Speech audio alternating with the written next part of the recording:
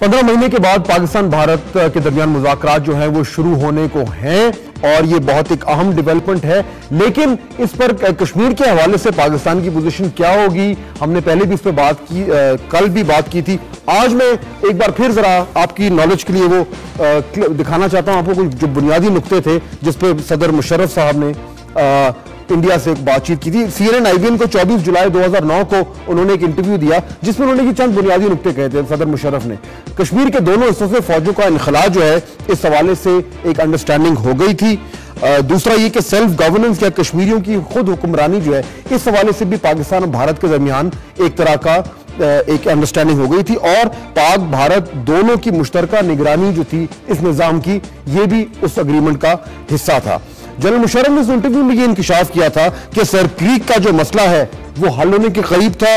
دونوں ملک کشمیر سے فوجیں نکالنے پر تیار تھے، اور اگر منموہن سنگھ پاکستان کے دورے پہ آ جاتے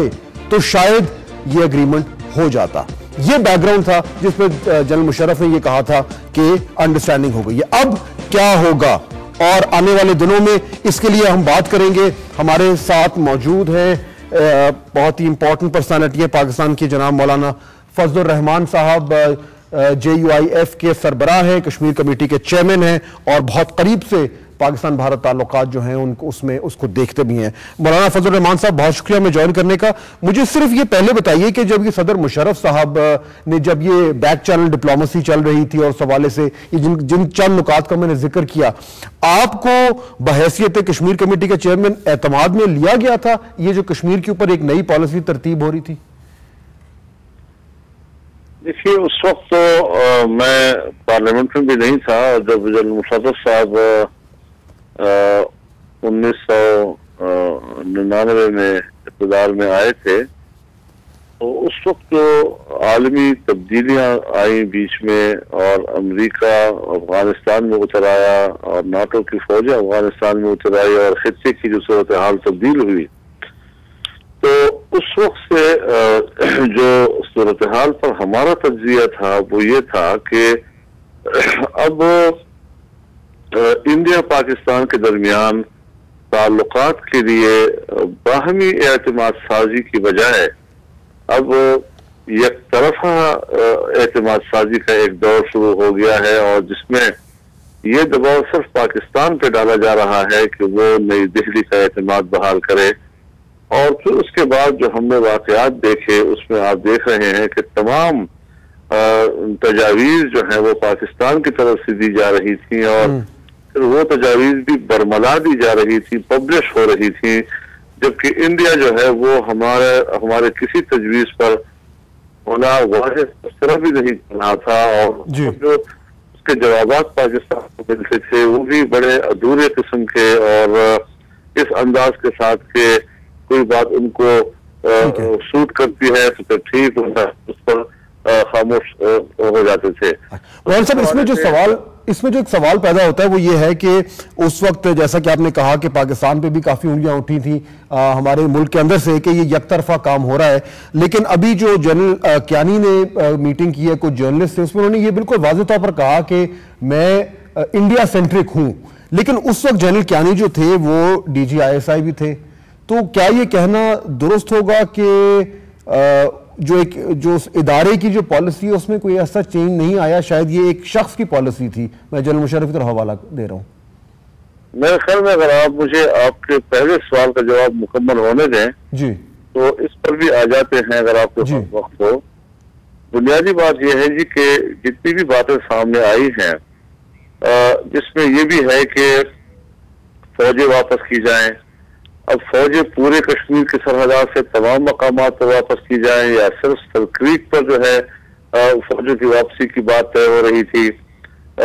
یہ بھی پوری طرح صورتحال کو واضح نہیں کر رہی تھی۔ پھر یہ ہے کہ سیلف گورننس جو ہے اس کے کیا معنی ہے، اس کی کیا تفصیل ہے، کیا اس کا معنی یہ ہے کہ ہم کشمیر کی خود مختاری کی طرف جا رہے ہیں۔ تیسری بات یہ ہے کہ جو جوائنٹ مینجمنٹ ہے یا جس کو جوائنٹ میکنزم، دو قسم کے الفاظ استعمال ہو رہے تھے، اگر ایسی صورتحال بنتی ہے تو پھر اس پر کشمیریوں کا رد عمل کیا ہوگا، اس کے ہمارے قومی موقف پر کیا اثرات مرتب ہوں گے، اقوام متحدہ کی قراردادوں کے حوالے سے جو تنازع کی نوعیت آج تک چلی آ رہی تھی، اس کی شکل کس حد تک برقرار رہ سکے گی یا اس میں کوئی تبدیلی آئے گی۔ تو اس حوالے سے ہم نے اس وقت بھی یہ بات کہی تھی کہ اگر ایک قومی موقف ہمارا موجود ہے اور کوئی ٹھوس متبادل جس پر کہ کشمیریوں کا بھی اعتماد واضح طور پر موجود ہو، وہ سامنے نہیں آتا، اور ہم اس سے متبادل اور یہ کہہ دیں کہ ہم اقوام متحدہ کی قراردادوں کو سائڈ لائن کر سکتے ہیں، تو پھر اس صورتحال میں ہمارا کوئی موقف تحلیل ہونے کا خطرہ ہے اور کوئی ایک متفقہ موقف سامنے نہیں آ سکے گا۔ تو اب مولانا صاحب اب کیا صورتحال ہوگی؟ اب کیونکہ جس طرح میں نے حوالہ بھی دیا جنرل کیانی کا، تو اب کیونکہ وہ آرمی چیف ہیں، فوج کا ایک بڑا مرکزی رول ہے اس میں، تو اب آپ کے خیال میں اب جب یہ مذاکرات شروع ہوں گے تو پاکستان کی پوزیشن کچھ مختلف ہوگی؟ میرے خیال میں جنرل کیانی صاحب جو ہیں، اس کی پوزیشن جنرل مشرف کی بہت کمزور ہو گئی ہے، اور جنرل مشرف کے وقت میں بہت ہو رہی تھی کہ ہم افغانستان کی صورتحال میں اتحادی بنتے ہیں یا نہیں بنتے اور ہم نے کس حد تک جانا ہے،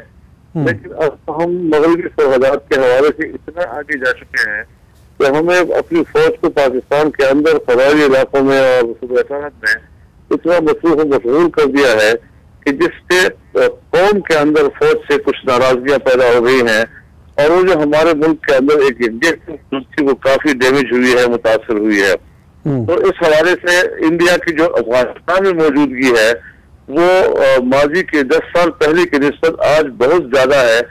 اور وہاں پر واقع جو کردار ہے وہ بہت زیادہ بڑھ چکا ہے، اور ہماری کشمیر کے اوپر مسلسل خاموشی جو ہے 8-10 سالوں سے، اس نے انڈیا کو موقع فراہم کیا ہے کہ وہ اپنا تمام تر دفاعی اور سفارتی